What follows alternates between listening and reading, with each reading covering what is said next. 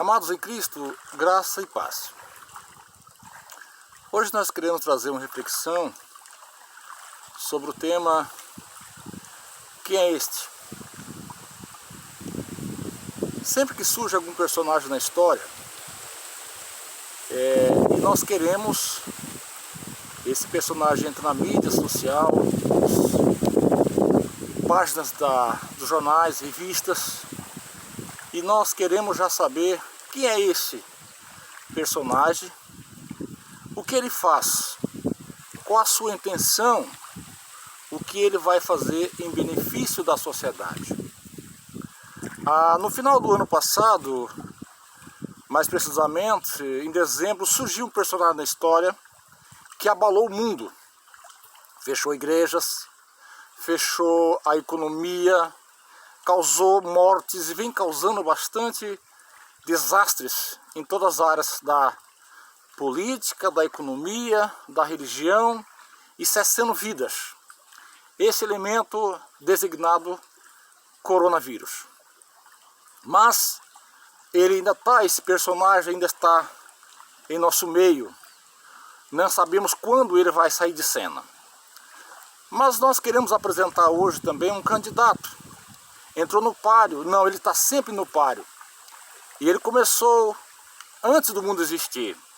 Mas o seu ministério, aqui na Terra, ele começou no século I. Nascido aonde? Em Nazaré.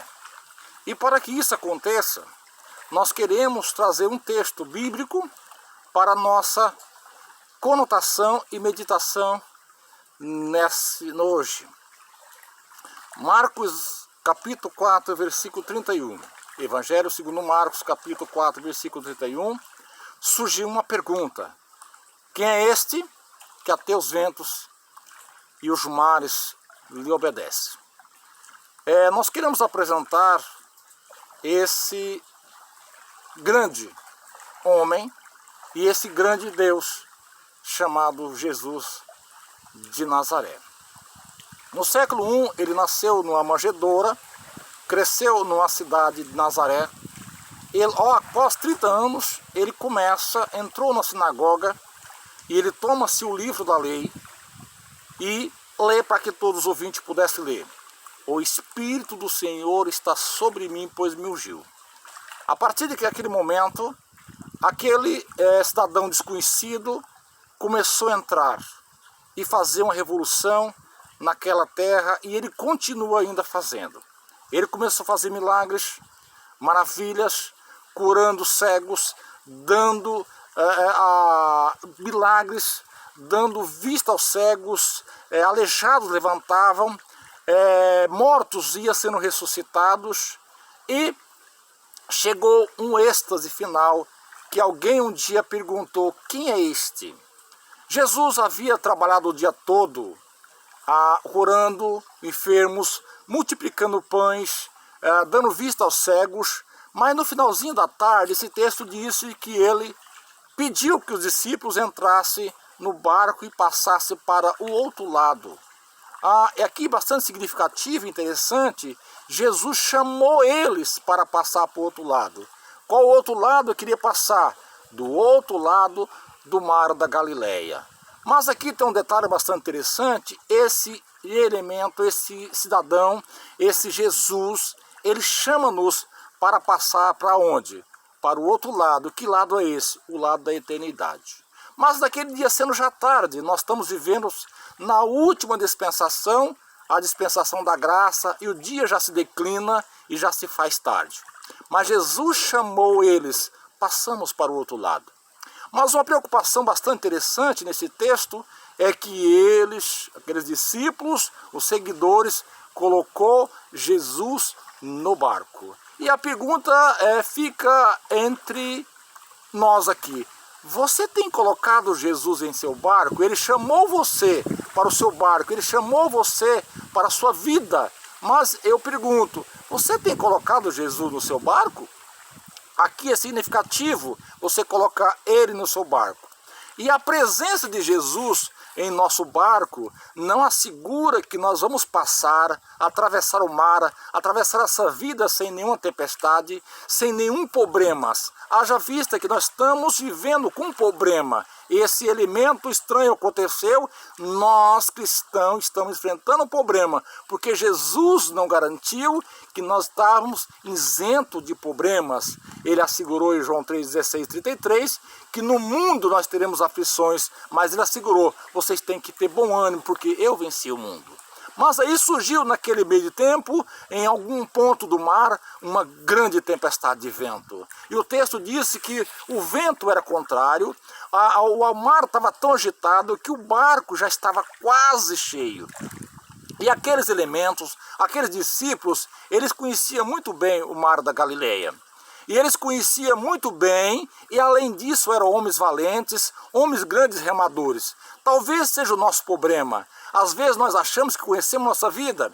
Às vezes nós achamos que conhecemos tudo e tudo está no nosso controle. Eles eram grandes, valentes, homens remadores e até tudo bem. Eles achou que ia conseguir controlar o vento e a tempestade. Nós praticamente estudamos 6 meses sobre o vento. Na aeronáutica estudamos o vento de proa, o vento de través, o vento que tesoura de vento, o vento crosswind. Mas até hoje ninguém ainda conseguiu inventar um dispositivo, um instrumento capaz de frear o vento, capaz de aplacar o vento e dizer assim, vento não tem mais controle. E Jesus agora, ele está dormindo na popa. Jesus não está preocupado.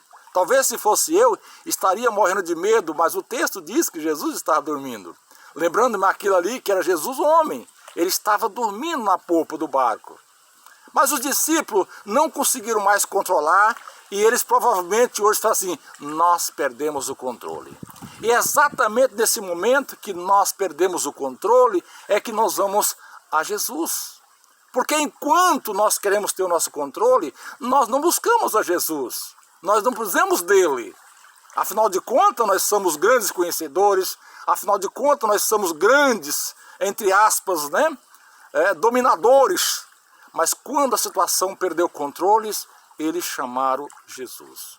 E eles perguntaram assim, mestre, será que você não está vendo, nós estamos perecendo? Mas Jesus não está preocupado. Jesus não está preocupado com nada.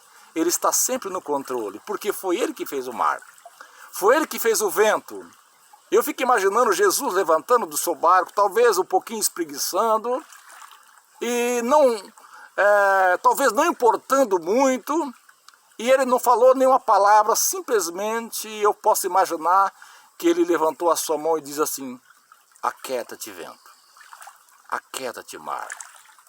E o texto diz, e houve grande bonança. Ou seja, acabou-se o vento, e aquietou-se o mar, e as ondas acabaram, e tudo se continuou como mar de almirante. Ou talvez céu de brigadeiro, mas nesse caso aqui é mar de almirante. Mas até aquele ponto, aqueles discípulos seguidores de Jesus, ele via Jesus dando vista aos cegos. Ele via aquele homem fazendo com que paralítico andasse. Eles viram aquele homem multiplicando-se pães e peixe para uma multidão de 5.000 pessoas comerem. Talvez aqueles homens viram Jesus também ressuscitando Lázaro. Mas aqui foi demais. Não existia jurisprudência, nada na história podia ser comparada quando alguém diz, acalma-te vento, aquieta-te mar. E só quem pode fazer isto é só aquele que fez. Somente aquele que fez o vento, somente aquele que fez o mar é capaz de dizer assim, aquieta-te, fica tranquilo, senta, eu estou no controle. E os discípulos agora ficaram admirados, quem é este? Quem é este? Quem é este homem? Até então eles acharam que aquele homem simplesmente era um Jesus de Nazaré, mas ele estava diante de um Deus verdadeiro, que no Gênesis capítulo 1 ele diz, haja, e houve tudo que você vê, tudo que temos em vista, foi ele que fez. O vento, o mar, a floresta, a minha vida, a sua vida, foi tudo ele que fez. Ainda meu corpo, ainda informe, ele via cada osso que é formado. Desses 208 ossos que temos no corpo, ele conheceu cada um deles que foi formado. Cada leucócitos, cada glóbulos vermelhos, cada tecido do teu corpo ele fez, ele está no controle. Você acha que o coronavírus vai ser páreo para ele? Jamais, não acredito. E aqui nós queremos trazer 3 reflexões, 3 pontos que ele assegura que você vai vencer. Se você crê nele, você pode ser esse vencedor, porque ele não perdeu o controle. O primeiro ponto que nós queremos trazer é que foi ele que chamou. Ele chamou o discípulo, ele chama a mim e a você. Vamos passar para o outro lado? Qual é a garantia? O que ele prometeu para mim e para você? A vida eterna. Fica tranquilo, você vai chegar. Você, se aceitar ele, vai chegar do outro lado. Para Jesus o que importa é você estar com ele do outro lado na eternidade. Lembra que os nossos dias aqui, o mais tardar, a Bíblia segura 70, 80 anos.